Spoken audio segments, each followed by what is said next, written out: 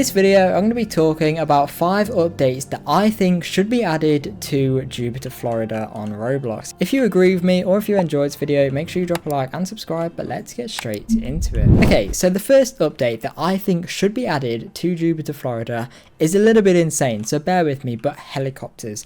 I think helicopters would be a great addition to this game. Now, let me explain myself before you click off this video. Think about it, right? This game is one of the only driving / roleplay games on Roblox that has boats, and boats on this level. Obviously, like Driving Empire has like boats, but they're not very good. This game has really nice boats. You can tow them, you can get a nice car and a nice trailer and a boat, and you can literally just take it wherever you want and like go on a boat. That's really cool, right? But what I think would add to this game even more is helicopters, because think about it, what roleplay game or even driving game can you think of on Roblox that has boats, helicopters and cars? That boats you can tow and drive really good and are all really detailed, has an amazing map like this, has different jobs that you can do things on. There's literally none. And if Jupiter, Florida were to add helicopters, it would be really good. Now obviously I am talking about drivable helicopters, but another idea that they could do is, for example, things like ERLC, Emergency Response Liberty County, if you know what that game is.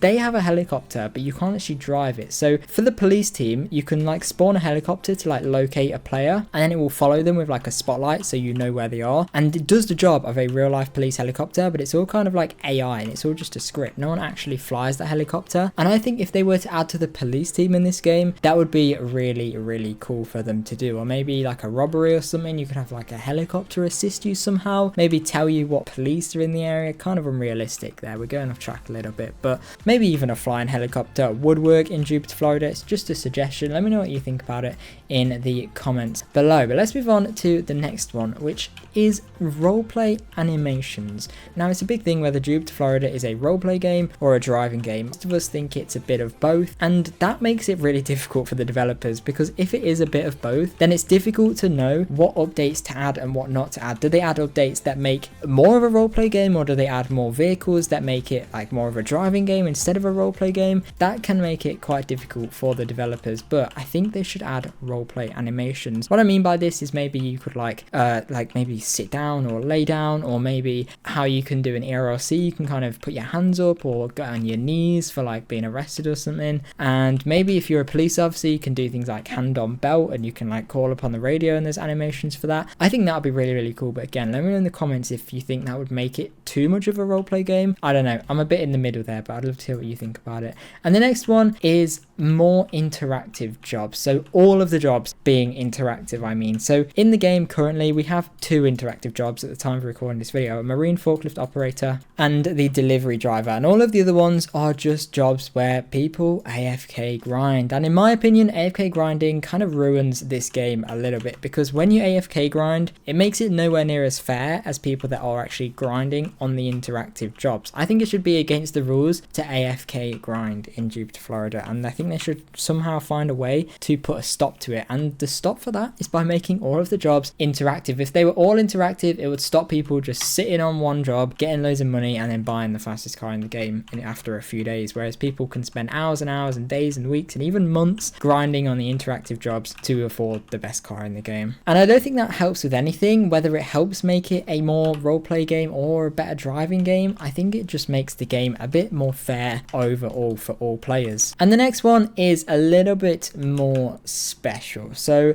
it's buses. Now hear me out. This could be semi-trucks as well, by the way, but I think that would make it really awesome. Obviously it could make it more roleplay. Like, yes, you could drive a bus as an interactive job like the delivery driver. I think that would be really cool. But I also think maybe if they added buses in a way where you could just spawn a bus and maybe modify a bus a bit, that would be really cool, and buy it from the dealership, or you could use it as an interactive job. I think that would be really cool for this game. And of course there's a lot of options that they can do if they do choose to add buses. They can completely decide how they want it to be. Imagine an interactive job where you drive a bus around in the game and you pick up like passengers and you get money for it, similar to how the delivery driver job works or the pickup driver job works on the phone. And along with that, semi-trucks as well. We have the delivery driver job, but that's just with like a transit van. Imagine if you could actually have like a massive semi-truck that you could drive around the map. That would be really cool. But again, I feel like that would kind of add a bit more to the roleplay side of the game. I guess they'll kind of have to choose between them, but